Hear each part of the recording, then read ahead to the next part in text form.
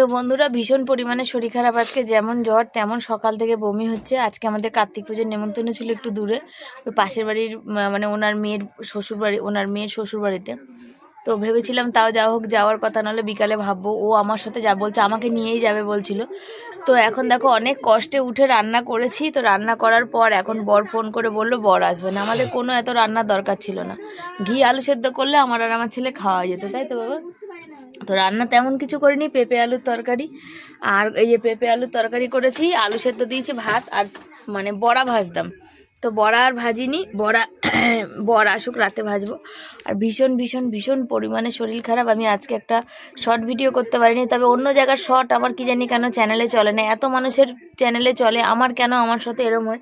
আমি এই সব চারিদিকে চিন্তা ভাবনা না, আমি মানসিকভাবে আমি মানে কি বলবো, অনেক ক্ষতি হয়ে যাচ্ছে, আমার শরীরের উপরে অনেক ক্ষতি হয়ে যাচ্ছে, জানো তোমরা?